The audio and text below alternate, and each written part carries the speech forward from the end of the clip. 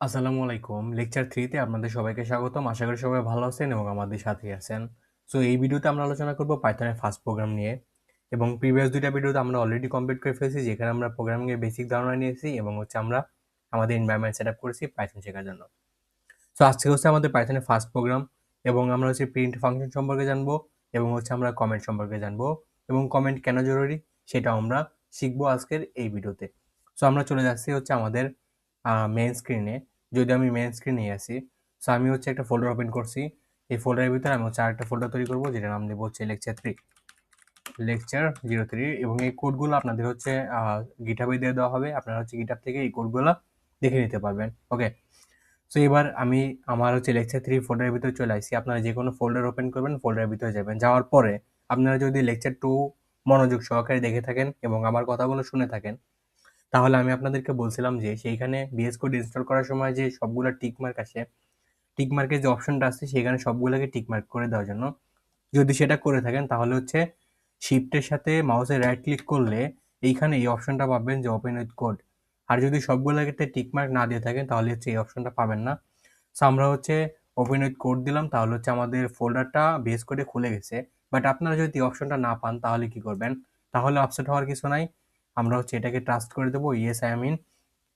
তাহলে আপসেট হওয়ার কিছু নাই। আপনারা কি করবেন? VS কোডটা যখন ওপেন করবেন তখন আপনাদেরকে এরকম দেখাবে। আমি দেখাচ্ছি আপনাদেরকে, এরকম দেখাবে যেখানে কিছুই থাকবে না, কোথাও কিছুই থাকবে না। আপনারা জাস্ট কি করবেন, এইখান থেকে ওপেন ফোল্ডারে দিতে পারেন বা ফাইলে আসবেন। ফাইল আসার পর এখান থেকে ওপেন ফোল্ডার দিবেন। ওপেন ফোল্ডার দেওয়ার পর আপনার যে ফোল্ডার সেটাকে সিলেক্ট করে জাস্ট যদি সিলেক্ট ফোল্ডারে দেন তাহলে সেটা ওপেন হয়ে যাবে। ওকে, আমরা এখান থেকে ওয়েলকামটা কেটে দিচ্ছি এবং এইটাকে হালকা একটু ড্র্যাগ করে ছোট করে নিচ্ছি, আমাদের যেহেতু এত বড় দরকার নাই। আর প্রপারলি যদি সবগুলো এক্সটেনশন ইউজ করে থাকেন তাহলে এখানে সবগুলো এক্সটেনশন পাওয়া যাবেন। আমি আশা করি যে আপনারা সবাই সবগুলো এক্সটেনশনকে ইনস্টল করে নিছেন। That's it. আমরা এইখান থেকে আমাদের যে এক্সপ্লোরারটা আছে সেটাকে ওপেন এবং ক্লোজ করতে পারি। সেটাকে ওপেন করে নিচ্ছি। এখানে দেখতে পারতেছেন যে আমার ফোল্ডারের যে নাম সেটা আছে। আমি এটাকে আরেকটু জুম করে নিচ্ছি। এখানে আমাদের যে ফোল্ডারের নাম সেটা আছে এবং এখানে কিছু অপশন আছে, যেখান থেকে আমরা এই ফোল্ডারের ভিতরে নতুন একটা ফাইল তৈরি করতে পারি এই বাটনে ক্লিক করে, নতুন একটা ফোল্ডার তৈরি করতে পারি এই বাটনে ক্লিক করে। ঠিক আছে, আমরা একটা পাইথন ফাইল তৈরি করব যেটা আমাদের পাইথনের ফার্স্ট প্রোগ্রাম। সেটা আমরা এইখানে ক্লিক করব। এইখানে ক্লিক করার পর আমরা নাম দেবো যা ইচ্ছা তাই। যেহেতু আমার ফার্স্ট প্রোগ্রাম সেহেতু আমি নাম দিলাম ফার্স্ট প্রোগ্রাম এবং এইটা একটা পাইথন ফাইল, সেটা বোঝানোর জন্য আমাদের ব্যবহার করতে হয় .py।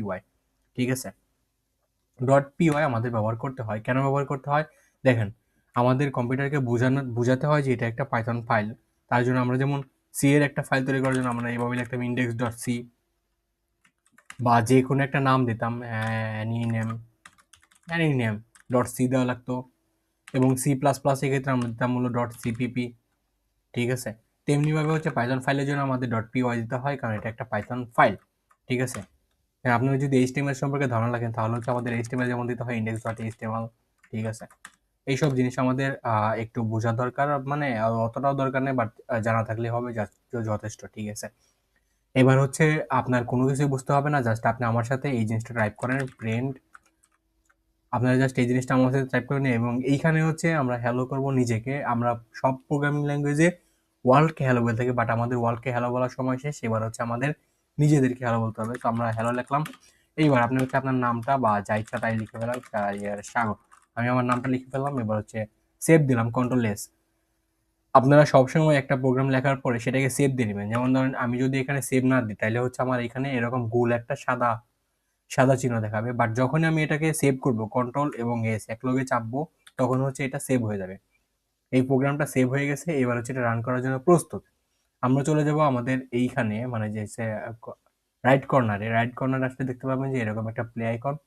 এবার যদি এখানে ক্লিক করেন এবং প্রোগ্রামটাকে রান করেন, রান পাইথন ফাইল, তাহলে আমাদের এখানে দেখাবে যে আউটপুট হ্যালো শাহরিয়ার সাগর। তার মানে আমাদের প্রোগ্রাম পারফেক্টলি রান হয়েছে এবং আপনি সাকসেস প্রোগ্রামটাকে পারফেক্টলি রান করতে পারছেন। আমরা এখানে যাবো আরেকটি ফাইল তৈরি করবো যেটা আমাদের প্রিন্ট ফাংশন .py। ঠিক আছে, এবার আমরা আলোচনা করবো আমাদের প্রিন্ট ফাংশন জিনিসটা কি। What is print function? What is print function? Print ফাংশনটা কি? আমরা যদি আমাদের কনসোলে বা স্ক্রিনে, এটা হচ্ছে আমাদের একটা কনসোল, আমরা যখন এটা রান করছিলাম, এই ফাইলটা যখন আমরা রান করলাম, এটা হচ্ছে আমাদের একটা কনসোল। এই কনসোলে যখন আমরা একটা আউটপুট দেখাইতে চাই, এখানে একটা আউটপুট, এখানে একটা আউটপুট, যখন আমরা আউটপুট দেখাইতে চাই তখন হচ্ছে আমরা কি করি, প্রিন্ট ফাংশনটাকে ব্যবহার করি। এবং এটাকে ফাংশন কেন বলতেছি, এইটাকে ফাংশন বলার পিছনে অনেক রিজন আছে। এটাকে ফাংশন বলার পিছনে রিজনগুলো হচ্ছে, কোনো একটা ফাংশন কিভাবে আমরা চিনবো, ফাংশনের নাম থাকবে, FUNCTION, ফাংশন নেম থাকবে, যে কোনো নেম থাকতে পারে এখানে, এবং তারপরে হচ্ছে দুইটা ব্র্যাকেট থাকবে, প্যারেনথেসিস থাকবে, ফার্স্ট এবং লাস্ট, মানে ওপেন এবং ক্লোজ। তাহলে আমরা বুঝে নেব যে এটা একটা ফাংশন, ঠিক আছে, মানে একটা ফাংশনকে কল করা হয়েছে। সো প্রিন্ট হচ্ছে তেমন একটা ফাংশন, প্রিন্ট হচ্ছে তেমনই একটা ফাংশন যেটা হচ্ছে পাইথনে তৈরি করা আছে ইনবিল্ট, যেটাকে আমরা ইউজ করি স্ক্রিনে আউটপুট দেখানোর জন্য। আপনি যে কোনো আউটপুট দেখাতে পারেন প্রিন্ট স্টেটমেন্টের সাহায্যে। আপনি একটা অপারেশন করছেন এবং সেটার আউটপুট দেখাবেন, সেটাও আপনি প্রিন্ট স্টেটমেন্টের সাহায্যে দেখাবেন। এইবার আসেন, আমি যদি প্রিন্টের সাহায্যে যা ইচ্ছা তাই লিখতে চাই, ধরেন আমি প্রিন্ট দিলাম এবং ব্র্যাকেট দিলাম, এবং এখানে যদি লিখি 20, তাহলে 20 থেকে আমরা আউটপুট দেখতে পারবো। যেমন হচ্ছে আমরা এখানে রান দিলাম, এবার হচ্ছে 20 থেকে আমরা এখানে দেখতে পাচ্ছি। তারপরে ধরেন হচ্ছে আমি আমার নামটা দিলাম print Shahriar Sagar, that's it, save করলাম। এবার যদি আমি এটাকে রান করি তাহলে হচ্ছে আমার এখানে শাহরিয়ার সাগরটা চলে আসছে। তো আশা করি যে এই জিনিসটা আপনারা বুঝতে পারছেন যে এটা অ্যাকচুয়ালি কি। এখানে আরেকটা জিনিস আমাদের মাথায় আসতে পারে, সেটা নিয়ে ঘাবড়ানোর কোনো বিষয় নাই, যে এখানে আমি 20 লেখার সময় কোনো কোটেশন দেই নাই, বাট এখানে আমার নাম লেখার সময় ডাবল কোটেশন দিছি। এই জিনিসটা আমরা শিখবো হচ্ছে আমাদের ডেটা টাইপ চ্যাপ্টারে গিয়ে, কারণ এখানে হচ্ছে এটা একটা ডেটা টাইপস এবং এটা হচ্ছে আলাদা ডেটা টাইপস, মানে প্রত্যেকটা ডেটার একটা টাইপ থাকে, এখানে টাইপটা আলাদা, ওইখানে টাইপটা আলাদা, এই জন্য হচ্ছে আমরা এখানে ডাবল কোটেশন ব্যবহার করছি, এখানে ডাবল কোটেশন ব্যবহার করি নাই। তো আমি চাইলে আরেকটা জিনিস লিখতে পারি আপনাদেরকে দেখানোর জন্য, যেমন হচ্ছে আমি যদি এখানে লিখে প্রিন্ট এবং এখানে লিখে হচ্ছে ট্রু, ট্রু লেখার পর আমি যদি এটাকে রান করি তাহলে হচ্ছে এখানে আমাদের ট্রু চলে আসে। আই হোপ যে এই জিনিসটা আপনারা বুঝতে পারছেন। এবার হচ্ছে আমাদের ইম্পর্টেন্ট একটা লেকচার, সেটা হচ্ছে কমেন্ট নিয়ে, কমেন্ট .py, ঠিক আছে। আমরা হচ্ছে কমেন্ট নামে একটা ফাইল তৈরি করলাম, comment.py। এবার হচ্ছে কমেন্ট সম্পর্কে আপনাদেরকে একটু বোঝানোর চেষ্টা করি। আপনারা একটু খেয়াল করছেন কিনা জানি না, যে এইখানে আমি যখন এই দুটা জিনিস আপনাদের বোঝাচ্ছিলাম তখন তিনটা ডাবল কোটেশন দিয়ে ভেতরে লিখছিলাম এবং পাইথন আমাকে কোনো এরর দেখায় না। এইবার এইখানে আরেকটা বড় রিজন হচ্ছে কমেন্ট ইউজ করা, সেটা হচ্ছে কি, আপনি ধরেন একটা প্রোগ্রামে কাজ করতেছেন যেখানে 500-1000 লাইন প্রোগ্রাম আছে, 500-1000 লাইন কোড আছে। এবার হচ্ছে আপনি সেই চাকরি থেকে চলে গেলেন বা আপনি অন্য ডিপার্টমেন্টে শিফট হলেন এবং আপনার জায়গায় অন্যজন চলে আসে। এখন আপনার জায়গায় যদি অন্যজন চলে আসে এবং সে যদি ওই প্রোগ্রামে কাজ করতে যায়, তাহলে তার বুঝতে অসুবিধা হবে যে কোথায় কি করছেন। বাট আপনি যদি একটা কমেন্ট দিতেন যে এখানে আমি আমার নাম প্রিন্ট করেছি, এইটা লিখে আপনি যদি লেখেন যে print my name is Shahriar Sagar, that's it. ধরেন আপনি উপরে লিখলেন যে এখানে আমি আমার নাম প্রিন্ট করেছি, নিচে আপনার নামটা দেন, এটা হচ্ছে 600 নম্বর লাইনের কোড।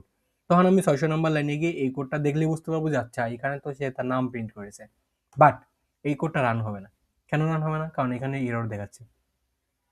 আমরা যদি চাই এই লেখাটাকে রাখতে এবং প্রোগ্রামটাকেও রান করতে, মানে আমাদের লেখাটাও থাকবে, প্রোগ্রামটাও রান করবে, তাইলে আমরা এটাকে কমেন্ট করতে পারি। কমেন্ট করার জন্য কিছুই করতে হবে না, জাস্ট হচ্ছে আমাদের এই যে লাইনটা আছে, এই লাইনের শুরুতে হচ্ছে আমরা জাস্ট একটা হ্যাশ লাগিয়ে দেবো, একটা হ্যাশ লাগাবো, এটা হচ্ছে আমাদের কমেন্ট হয়ে গেছে। লেখাটাও আছে, সবই আছে, এবং এখানে হোয়াইট চলে আসে, মানে হচ্ছে আমাদের এই প্রোগ্রামটা এখন প্রপারলি রান হবে। আমি যদি এটাকে সেভ করি, সেভ করার পর আমি যদি এটাকে রান করি, তাহলে দেখতে পাবেন যেটা আউটপুট চলে আসছে, মাই নেম ইজ শাহরিয়ার সাগর, এটা চলে আসছে। That's it. এটা হচ্ছে প্রোগ্রাম এবং কমেন্ট, এটাকে বলা হয় সিঙ্গেল লাইন কমেন্ট। এবং আপনি যদি আপনার যদি দরকার হয় অনেকগুলো লাইন লিখবেন, যেমন হচ্ছে অনেকগুলা লাইন আমি লিখতে চাই। এবার আপনি চাইলে সবগুলাতে কমেন্ট দিতে পারেন। শর্টকাট হচ্ছে কন্ট্রোলের সাথে ব্যাকস্ল্যাশ দিবেন, তাহলে সবগুলো কমেন্ট হয়ে যাবে হচ্ছে সিঙ্গেল লাইনের কমেন্ট। বাট আপনি যদি চান যে এইগুলাকে একত্রে কমেন্ট করতে, মানে মাল্টিপল লাইন কমেন্ট বানাবেন, তাহলে সেটা করতে পারেন। এইটার উপরে হচ্ছে একটা দুইটা তিনটা, উপরে 3টা দিয়ে দেবেন এবং হচ্ছে নিচে 3টা দিয়ে দেবেন। এবার এটা হয়ে গেছে মাল্টিপল লাইন কমেন্ট। এবার এইখানে ভিতরে আপনি যা ইচ্ছা তাই লিখতে পারবেন, যা ইচ্ছা তাই লিখতে পারবেন, কোনো এরর আসবে না, সবগুলা পারফেক্টলি ওকে। আপনি মাল্টিপল লাইন যা ইচ্ছা তাই এখানে লিখতে পারেন, আপনার যা ইচ্ছা তাই, এইটা হয়ে যাবে মাল্টিপল লাইন কমেন্ট। আপনি কোনো একটা জিনিস এক্সপ্লেন করার জন্য এটা ইউজ করতে পারেন কোডের ভেতরে। সো এই ছিল মূলত আমাদের আজকের এই লেকচার, এবং এই লেকচারে এই পর্যন্তই থাকবে। ধন্যবাদ সবাইকে এই পর্যন্ত থাকার জন্য। ভালো থাকবেন, সুস্থ থাকবেন এবং আমাদের সাথেই থাকবেন। সালামু আলাইকুম।